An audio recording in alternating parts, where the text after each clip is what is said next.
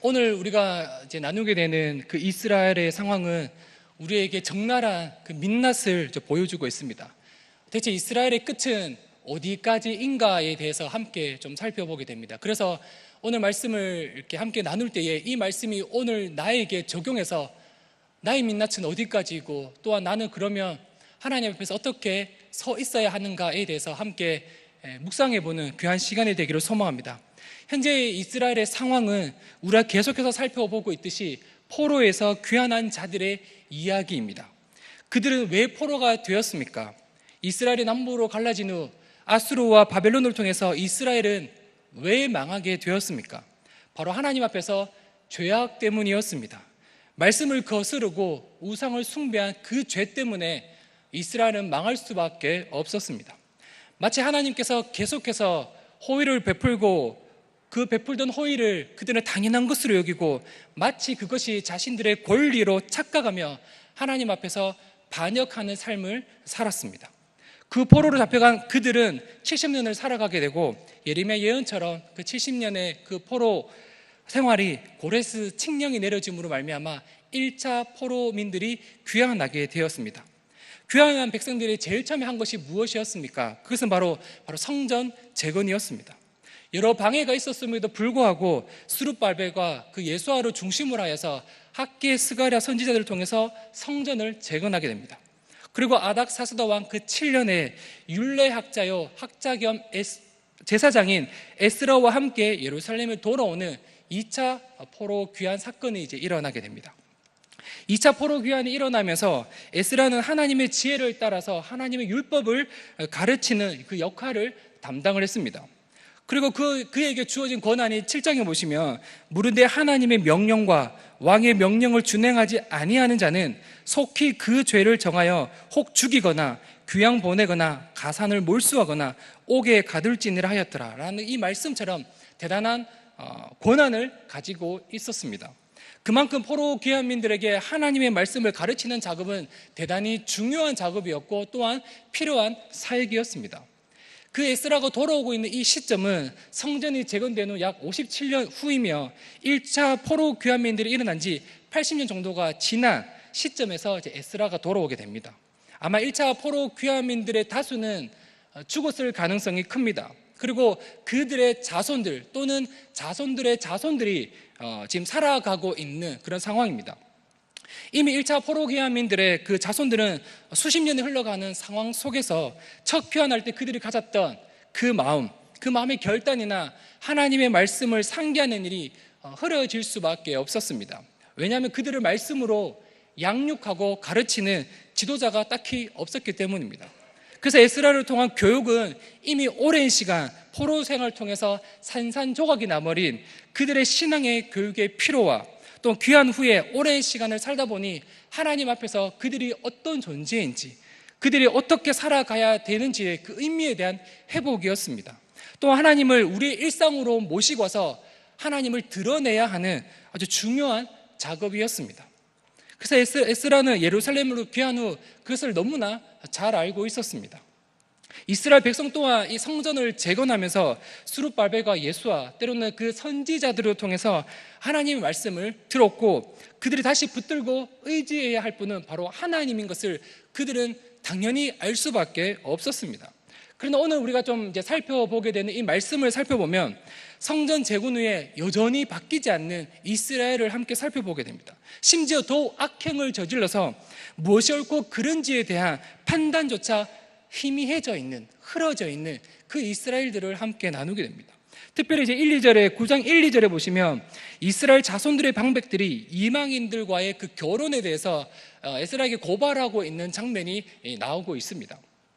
현재 그 1차 귀환민들이 이방인들의 딸을 맞이하여 아내와 며느리로 삼아 거룩한 자손이 바로 이방인들과 섞이게 되었다라는 그 사실을 고발하고 있습니다. 이 사실은 단순히 이스라엘 자손들이 이방인들과 결혼했다라는 의미를 넘어서 이스라엘 공동체의 정체성을 흔들어버리는 아주 중대한 사건이 일어났다라는 의미입니다. 이미 과거로부터 해서 이방인들과의 혼인은 결코 가벼운 사안이 아니었습니다. 이 사건으로 말미암아 이스라엘 속에 이방인들이 섬기던 그 우상이 중심으로 들어오게 되고 하나님이 통치하시는 바로 하나님의 나라를 세워가야 하는 그 이스라엘 백성들 가운데 그들의 신앙을 뿌리채 흔들어버리는 그런 일들이 일어났기 때문에 바로 이방인들과 결혼했다라는 그 사실은 대단히 중대한 사안 중에 하나였습니다. 현재 지금 우리가 특별 새벽기도 이전에 민수기를 우리가 계속해서 살펴보지 않았습니까? 그 민수기에 보시면 그 이스라엘 백성들은 출애굽을 하고 약속의 땅 가나안으로 가게 됩니다. 거기서도 하나님께서는 이 이스라엘 백성들로 하여금 절대로 가나안 사람들과 혼인을 할 수 없도록 엄격하게 금했습니다. 그것은 단순한 결혼의 문제를 넘어섰기 때문입니다. 이것은 바로 신앙의 문제였고 하나님의 백성으로서의 정체성에 심각한 오염에 대한 조치였습니다. 단순히 결혼의 이야기를 하고 있는 것이 아닙니다. 이스라엘 백성들이 이방인들과 만나고 그들과 결혼하는 것 자체는 단순히 결혼의 문제를 떠나서 바로 이스라엘 백성들의 신앙의 문제였고 그들의 존재에 대해서 뿌리채 흔들어버리는 그런 것이다라는 것을 이야기하고 있습니다. 이미 성경 역사 초기에 창세기 살펴보면 바로 셋 계열의 사람들이 바로 사람들의 딸과 섞였다라고 이야기를 합니다. 그리고 그것으로 말미암아 하나님의 나라 백성이라는 정체성을 잃어버리게 되었고 그때 그들은 심판을 받았습니다. 그러나 그 중에 남은 자 바로 이 그루터기를 통해서 신실한 백성들을 통해서 구원하시는 일을 여전히 멈추지 아니하시고 하나님은 진행을 하셨습니다. 바로 그 셋 계열이 무너질 때 구원받은 백성이 누구입니까? 바로 노아의 가족이었습니다. 이 노아의 가족들이 또 시간이 지나고 또 자손이 번창하자 또한 그들은 또다시 이방인들과 섞이게 되어집니다. 그러나 하나님께서는 이 셈의 그 줄기를 통해서 근근히 이어오던 그때에 하나님께서 아브라함을 부르시고 구원하시고 바로 아브라함을 통해서 이스라엘의 역사가 이제 시작되어지게 되었습니다. 바로 이런 역사적인 사안을 안고 있는 이스라엘이 그 패망하고 난 뒤에 다시금 긍휼을 베푸신 그 하나님의 뜻을, 하나님의 약속을 지금 반복적으로 깨트리고 있는 장면입니다. 더군다나 이 이스라엘 백성들은 바른 길로 인도해야 하는, 이끌어야 할 지도자들인 제사장과 바로 레위 사람들조차 이방인들과 결혼을 하는 가증한 일을 행했다라고 이야기를 하고 있습니다. 이것은 맡은 바 책임에 대한 타락이었고 마땅히 해야 할 의무를 저버렸으며 심지어 이 죄에 대해서 어떻게 했다고 얘기하고 있습니까? 더욱 으뜸이 되었다라고 얘기하고 있습니다. 바로 이스라엘의 그 제사장들, 레위 사람들, 즉 이스라엘 백성들을 가르치고 지도하고 양육하고 그들을 바른 길로 인도해야 하는 그 지도자들이 바로 하나님 앞에 범죄하는 데 있어서 으뜸이 되었다, 앞장섰다라고 이야기를 하고 있습니다. 바로 이러한 이스라엘 백성들의 죄악에 대해서 고발을 들었습니다. 그리고 이제 3절에서 15절까지 보시면 바로 이 고발을 들었던 이 에스라의 반응이 이제 나타나고 있습니다. 3절에 보시면 이렇게 표현합니다. 이 참담한 소식을 들은 에스라는 그의 속옷과 겉옷을 찢고 바로 머리털과 수염을 뜯으며 기가 막혀 철썩 주저앉았다라고 기록합니다. 이방인들과의 통혼의 소식은 에스라로 하여금 도무지 받아들일 수 없는 충격적인 사건이었습니다. 나라가 없어져 버렸고 또 그것으로 말미암아 포로로 잡혀가서 살아야만 했던 그 심판 속에서도 긍휼을 얻어서 그들은 다시금 예루살렘으로 귀환하는 은혜를 얻었던 백성이었습니다. 그 힘든 과정이 있었음에도 불구하고 성전을 재건하는 일까지 성공했던 백성들이었습니다. 그리고 6장에 보시면 여호와께서 그들을 즐겁게 하시고 또 아수르 왕의 마음을 그들에게로 돌려 이스라엘의 하나님이신 하나님의 성전 건축하는 손을 힘있게 하도록 하셨음이더라 라는 이 말씀처럼 이스라엘 백성들은 포로에서 귀환한 후 하나님 없이는 도무지 아무것도 할 수 없었던 백성이었습니다. 이전부터 그들은 이전에도 그랬고 지금도 그렇고 앞으로도 그렇고 하나님 없이는 도무지 아무것도 할 수 없었던 그런 백성이었습니다. 성전을 재건할 때 그들이 힘으로 하였습니까? 아니었습니다. 바로 하나님께서 도우셨고 하나님이 하셨기 때문에 그들은 성전을 재건할 수가 있었습니다. 이전은 어땠습니까? 그들이 포로로 귀환하는 것 자체가 그들의 은혜였습니다. 하나님이 그들에게 베풀어 주신 은혜였습니다. 그들의 힘과 능력과 그들의 어떠함이 아니라 바로 하나님께서 이스라엘 백성들에게 베푸신 하나님의 은혜였습니다. 바로 그 은혜로 말미암아 그들은 돌아올 수가 있었습니다. 그런데 돌아온 그들은 이 한 가지 미션, 바로 성전 재건이라는 이 한 가지 미션을 완성을 하고 나서 살아가는 동안 그들은 또 그렇게 일상에서 하나님을 밀어내 버리기 시작합니다. 성전을 재건할 때는 하나님께 부르짖을 수밖에 없었고, 바로 여러 다양한 지도자들을 통해서 그들은 성전을 재건하는 데 있어서 성공을 하게 됩니다. 그리고 또 하루하루 일상을 살아가게 됩니다. 근데 그런 일상 속에서 바로 하나님을 밀어내버리고 마치 하나님이 계시지 않는 것처럼 그들이 살아가고 있다라는 것을 우리는 알 수가 있었습니다. 지금 이 이방인들과 결혼했던 그들 가운데 마지막에 보시면 그들이 자녀까지 낳았다라고 얘기합니다. 그만큼 하나님 앞에서 범죄하는 이 범죄 사건이 그들의 일상 깊숙이 들어와 있었고, 그것에 대해서 아무런 누군가가 잘못이다라고 말하지 않고 그들의 일상처럼 범죄 가운데 머물러 있었음을 우리는 알 수가 있다는 겁니다. 에스라는 이 상황이 도무지 납득할 수가 없었습니다. 이렇게 무너져버린 이스라엘 백성들을 향해서 무엇이라고 말하고 있습니까? 6절에 보시면 나의 하나님이여 내가 부끄럽고 낯이 뜨거워서 감히 나의 하나님을 향하여 얼굴을 들지 못하오니 이는 우리 죄악이 많아 정수리에 넘치고 우리 허물이 커서 하늘에 미침이니이다. 그렇게 고백하고 있습니다. 이스라엘의 죄악된 그 소식은 너무 부끄럽고 낯 뜨거워서 도무지 하나님을 향해서 얼굴을 들 수 없는 지경이었습니다. 죄악이 정수리에 넘친다라고 이야기를 합니다. 허물이 얼마나 큰지 하늘에게까지 이른다라고 고백을 하고 있습니다. 이미 과거에 지은 죄가 용서받을 없을 만큼 너무나 컸지만 하나님께서 은혜를 베풀어 주셔서 조금 소생하게 하셨는데 그것조차 저버린 배신의 죄에 대해서 에스라는 계속해서 기도하고 있습니다.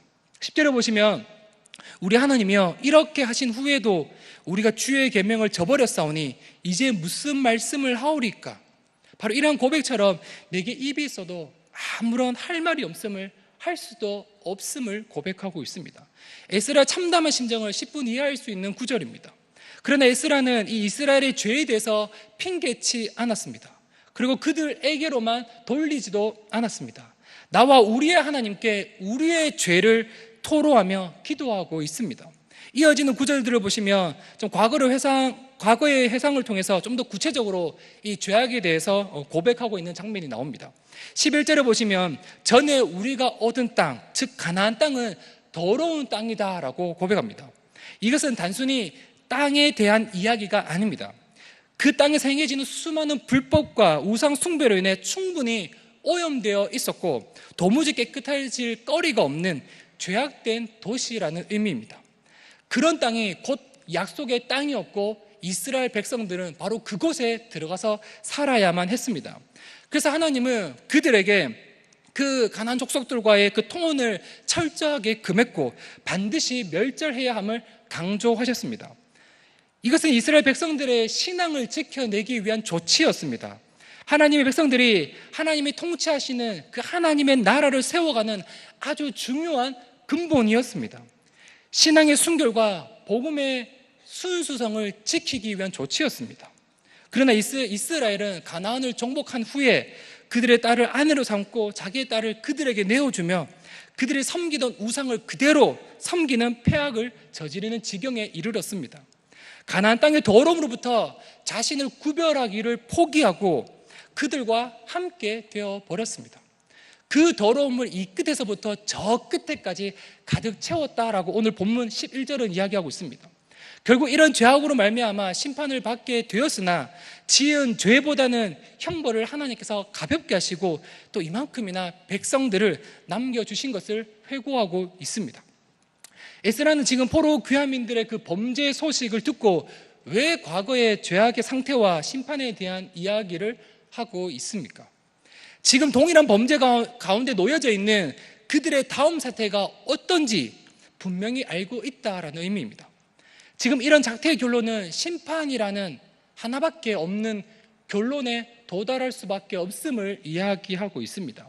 동시에 하나님의 말씀을 철저하게 순종하며 지킬 때 그 땅에서 왕성하며 아름다운 것을 먹으며 대대손손 영원한 유산을 물려줄 수 있게 된다라고 12절은 기록하고 있습니다. 이미 이러한 사실을 너무나 잘 알고 있었던 이스라엘은 오늘의 이 상황을 살펴보면 분명 스스로 무덤을 파고 있다라고 말할 수밖에 없습니다. 하나님께 반역함으로 과거 똑같은 죄악을 반복해서 계속해서 저지르고 있다라는 이야기입니다. 이러한 모습에 에스라는 엄청난 슬픔 가운데 하나님 앞에 통곡할 수밖에 없었습니다. 그가 아닥사스다 왕 7년에 돌아올 때를 기억하십니까? 그는 그 왕이 에스라로 하여금 예루살렘으로 돌아갈 수 있도록 은혜를 베풀었습니다. 그러나 에스라는 그 아닥사스다 왕의 그 선언 가운데 어떻게 고백했습니까? 바로 하나님께 찬양을 하였습니다. 바로 이방의 왕의 은혜 가운데 이것은 하나님이 아니면, 하나님이 도와주지 않으시면, 하나님이 아닥사스다 왕을 통해서 일하지 아니하시면 도무지 불가능하다는 사실을 알았기 때문에 에스라는 하나님께 찬양을 할 수밖에 없었습니다. 그래서 돌아왔습니다. 근데 그가 들었던 소식은 너무나 참담한 소식이었습니다. 바로 이러한 통곡의 기도 속에 에스라는 여전히 하나님의 은총을 기대하고 있습니다. 수없이 반복되어져 온 그 이스라엘의 반역과 죄악 가운데 하나님께서는 심판은 하셨으나 단 한 번도 그들을 완전히 멸절시킨 적은 없었습니다. 언제나 남은 자와 이 구루터기 같은 신실한 사람들로 말미암아 하나님은 계속해서 은혜를 베푸셨고 하나님의 나라를 진행해 가셨고, 그렇게 하나님께서 아브라함을 통해서 약속하셨던 그 말씀, 너로 말미암아 모든 민족이 구원을 받겠다라는 이 약속의 신실한 말씀을 계속해서 지켜오고 있었습니다. 그래서 이 에스라는 바로 이 범죄한 이 이스라엘을 향해서 기도하고 있는 가운데 이스라엘의 하나님이라고 부르며 주의 은혜가 다시금 이 이스라엘 백성들 가운데 있기를 간절히 소망하고 있습니다. 이 범죄한 백성이 다시금 회개하고 주께 돌아설 때 또다시 은혜를 입기를 간절히 기도하고 있는 내용입니다. 그렇게 이제 10장에 넘어가시면 에스라가 이렇게 엎드려 울며 기도할 때에 많은 백성이 통곡하며 백성의 남녀와 어린 아이의 큰 무리가 에스라 앞에 이제 모이게 됩니다. 9장의 에스라가 하나님 전 앞에서 엎드려 울며 기도하며 죄를 자복할 때 그것을 보았던, 그것을 들었던 백성의 많은 이들이 그들의 죄를 깨닫고 통회하며 자복하는 자들이 있었고, 에스라가 지금 기도하고 있는 이 성전 문 앞으로 모이게 됩니다. 이전에 지도자들조차 죄악을 서슴없이 행하고 그것에 대한 아무런 반성이 없던 바로 그런 상황 속에서 조금씩 자신들의 잘못을 깨닫고 그 더러운 것에서부터 깨트리며 나오고 있는 새로운 변화의 문이 지금 열려지고 있습니다. 이때 이스라엘이 지금 범죄에 대해서 자신의 죄악으로 동일하게 받아들이고 있는 이 스가냐라는 사람이 나옵니다. 이 스가냐는 자신들의 죄에 통곡하며 회개하는 공동체를 보면서 에스라에게 신앙의 개혁을 외칠 것을 말하고 있습니다. 이전에 잘못된 것을 버리고 하나님과 새롭게 언약을 세울 것을 에스라에게 충원하고 있습니다. 우리가 도움이 함께 할 테니 개혁을 외쳐달라고 말합니다. 선두에 서서 이 에스라에게 신앙의 개혁을 외쳐달라고 말하고 있습니다. 그리고 5절에 보시면 이제 이방인 아내와 며느리로 삼은 모든 이들을 이제 내어 보내기로 맹세를 하고 이제 무리들은 맹세를 하게 됩니다. 이제 그들은 자신들의 죄악을 깨닫고 회복을 위해서 첫 발을 이제 내딛고 있습니다. 그들 스스로 넘어지게 만들었던 장애물들을 하나씩 걷어내고 있습니다. 하나님 나라의 백성으로 순수함을 유지하기 위해서 그 더러운 모든 것들을 버리고 그곳을 하나님을 향한 것으로 채워가고 있습니다. 복음은 가장 순수할 때 가장 큰 힘을 내게 됩니다. 신앙의 순결은 그 세상으로부터 자신을 보호하고 지켜내는 가장 큰 힘이 됩니다. 백성들의 반응에 에스라는 금식으로 이제 반응을 합니다. 그리고 신앙의 개혁을 동참하는 자들을 모아서 그들의 죄악을 선언하고 이제 회개할 것을 촉구하는 장면이 바로 6, 7절에 나오고 있습니다. 그리고 11절에 보시면 이제 너희 조상들의 하나님 앞에서 죄를 자복하고 그의 뜻대로 행하여 그 지방 사람들과 이방 여인을 끊어버리라 라고 이야기를 합니다. 바로 이러한 이스라엘 백성들의 반응에 대해서 에스라의 그 개혁에 동의한 모든 회중이 어떻게 대답하고 있습니까? 우리가 마땅히 행하겠습니다라고 선언하고 있습니다. 바로 너네들이 지금 이방인들과 결혼한 모든 자들은 그 이방인들을 내어 쫓으라라고 얘기하고 있습니다. 그 안에는 자신의 아내를 쫓아내야 하고 그들의 자녀를 내어 쫓아내야 합니다. 바로 이러한 엄청난 충격적인 소식에 근데 백성들은 네, 그렇게 하겠습니다. 우리가 반드시 그렇게 하겠습니다라고 반응을 하고 있습니다. 그러나 이 일이 겨울에 큰 비와 많은 백성으로 인해서 하루 이틀 만에 끝날 일이 아니었기 때문에 온 회중을 위해서 방백을 세우고 이방 여인과 장가든 자가 직접 고을의 장로들과 함께 와서 하나님의 진노가 떠나게 하소서라고 말하게 됩니다. 그러나 백성들의 이러한 입장, 에스라와 스가냐와 또 그것을 함께 동참하기로 했던 그 백성들의 이러한 입장에 대해서 우리 15절을 보시면 요나단과 야스야가 반대하게 되고 또 무슬람과 삽부대가 동의하는 과정이 잠깐 있었으나 앞서 에스라와 스가냐가 말한 대로 즉각적인 반응을 보인 그 백성들과 함께 10월 초하루에 개혁을 진행하게 되고 1월 초하루에 이방 여인을 아내로 맞이한 자 1 조사하기를 마치게 됩니다. 한 3개월 정도의 시간을 두고 그 일을 조사하고 이제 그 일을 이제 마치게 되었습니다. 그리고 이제 10장 18절에서 43절까지 내용을 보시면 바로 에스라의 개혁에 순종한 가문이 기록되어져 있습니다. 초두에 말씀드렸던 모든 영역의 백성들이 이 죄에 가담하였다라고 말씀을 드렸습니다. 바로 제사장 가문, 그리고 레위인, 성전 봉사자, 그리고 이스라엘 백성 순으로 나열되어져 있고 순조롭게 이 모든 일들이 진행되어졌다라고 오늘 에스라서는 이제 마치고 있습니다. 그래서 오늘 말씀을 좀 정리하면 참 내용은 간단한 내용입니다.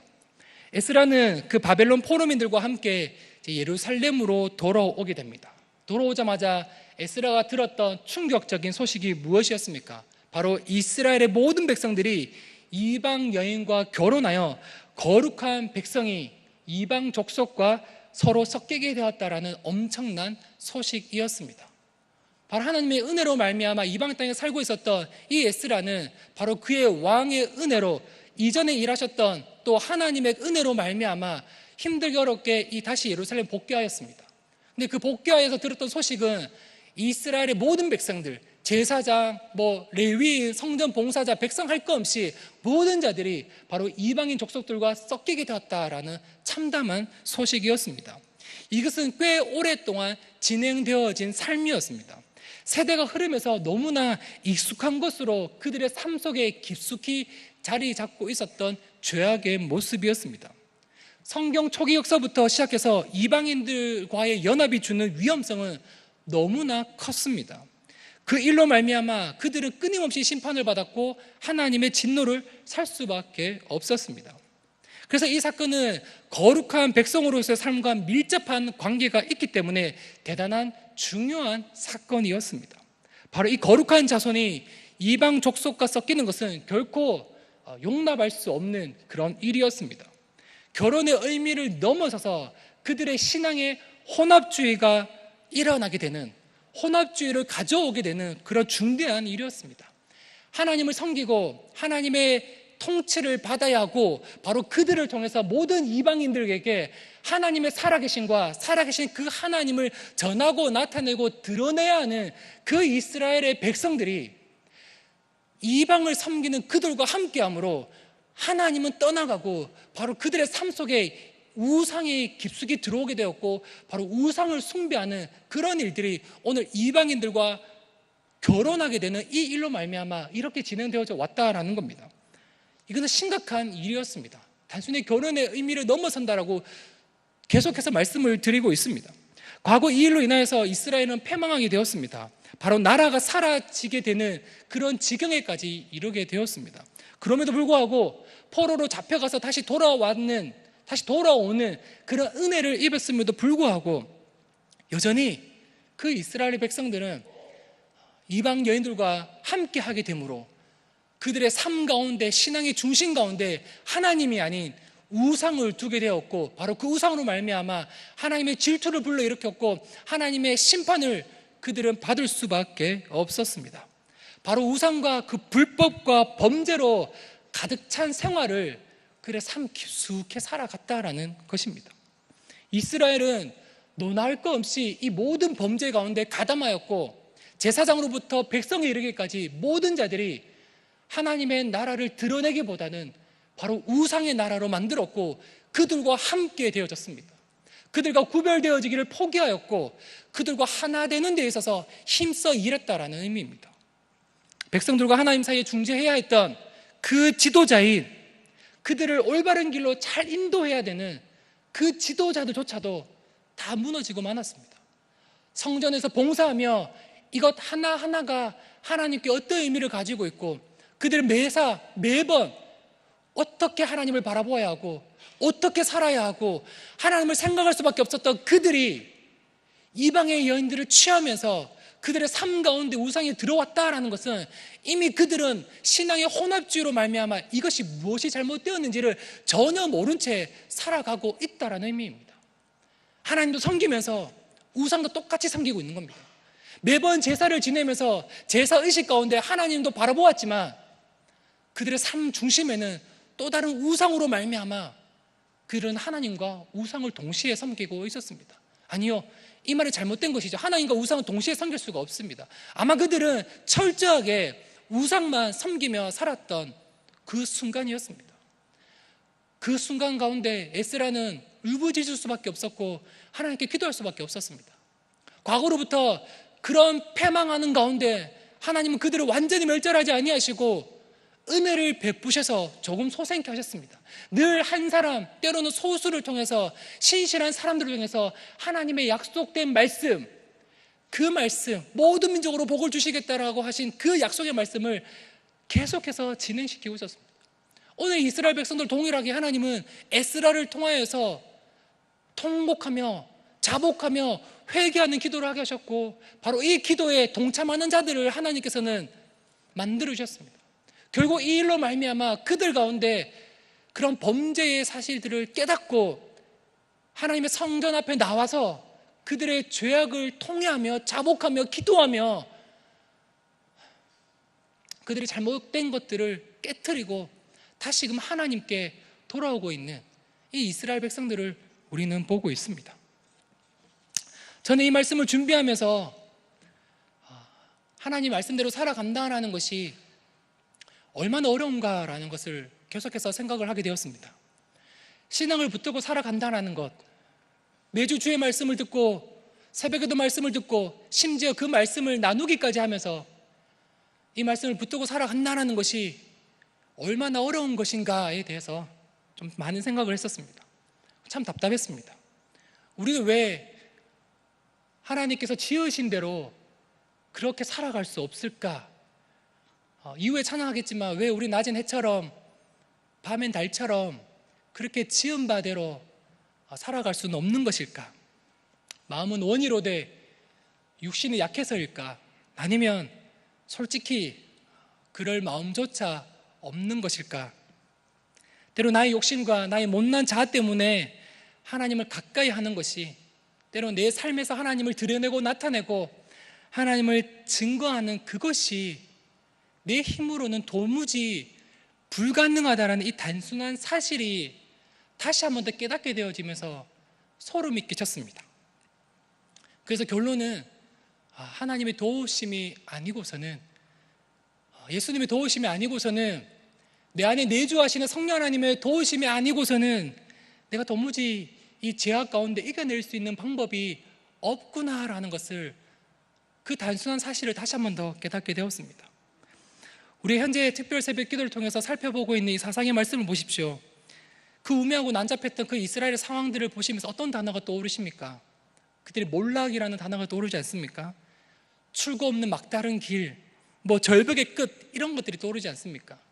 우리가 살펴보았듯이 그들은 계속해서 하나님 앞에서 반복되어지는 죄악의 사이클을 걸어가고 있다라고 말씀드렸습니다. 그들이 범죄하게 되고 또 하나님의 진노로 말미암아 외부로부터 압제를 당하게 되고 고통 가운데 부르짖을 때 하나님은 사사를 세워서 구원을 베푸시는 그런 순환을 계속 돌아가고 있습니다. 그러나 그 상황을 자세히 들여다보십시오. 온니엘과 에훗과 그 드보라까지 보시면 하나님께서는 부르짖는 그들을 향해서 즉각적으로 구원하신 하나님을 우리는 만나볼 수가 있습니다. 그러나 시간이 지나면서 기도원에 이르게 되면 부르시는 그들에게 하나님은 꾸짖고 있는 장면이 나오고 있습니다. 그리고 입다에 이르기까지 가면 하나님께서 뭐라고 말씀하시냐면 다시는 너희를 구원하지 않겠다라는 그런 책망을 하게 됩니다. 삼손에 이르기 되면 어떤 이런 현상이 일어나는 줄 아십니까? 그들은 더 이상 부르짖지도 않습니다. 이스라엘은 갈수록 타락하고 있는 하강 곡선을 이루면서 그런 순환을 계속해서 절차를 밟아가고 있습니다. 이런 절망적인 상황 속에서, 이런 사사기 시대 속에서도 하나님께서는 루시라는 그 이방 여인을 통해서 다윗을 보내주시는 하나님의 놀라우신 구원의 섭리를 우리 가운데 계속해서 베풀어 주고 있습니다. 바로 이 하나님의 나라라는 이 큰 위대한 줄기 가운데 하나님은 신실한 한 사람들을 통해서, 또 끼어있는 그루터기 같은 그런 사람들을 통해서 계속해서 하나님의 구원을 베풀고 계십니다. 그렇다면 하나님의 구원은 하나님의 은혜다라고 말할 수밖에 없습니다. 하나님의 은혜로 말미암아 하나님의 나라가 진행되어지고 있다라고 말할 수밖에 없습니다. 도무지 우리 힘으로, 이스라엘의 힘으로 아무것도 할 수도 없다라는 것을 우리는 발견하게 되어집니다. 우리 모두에게는 지우고 싶은 과거가 있지 않습니까? 그러나 지금 이스라엘처럼 지우고 싶은 과거가 참 우리에게도 참 많이 있습니다. 그러나 지우고 싶은 모든 과거에는 공통점이 있다라고 말합니다. 그것은 절대로 지울 수가 없다라는 겁니다. 지금 이스라엘은, 또 우리는 하나님 앞에서 우리의 범죄한 사실을 지우고자 애쓰는 것이 아니라 우리의 범죄한 사실을 하나님 앞에 솔직하게 내려놓고 통회하고 자복하고 기도하며 하나님이 하실 일들을 기대하고 소망하며, 하나님 제발 나를 도와주시옵소서, 성령님 제발 나를 도와주시옵소서, 내가 주님의 은혜가 아니고서는 도무지 살아갈 수 없는 존재이오니, 내가 주의 도우심이 아니고서는 도무지 살아갈 수 없는 그런 망할 수밖에 없는 존재이오니 하나님 나를 도와주시옵소서. 오늘 이 하루에도, 매 순간에도 하나님 없이는 살아갈 수 없고, 또 여전히 죄악의 늪에 빠져서 그냥 그것이 그런가 보다 하고 살아갈 수밖에 없는 우리의 존재 앞에서 하나님, 주의 도우심이 아니고서는 우리가 아무것도 할 수 없습니다. 주님 제발 나를 도와주시옵소서. 우리가 엎드려 기도할 수밖에 없는 성도인 것입니다. 그래서 우리 오늘 이 하루도 몇 시간 남지 않았죠.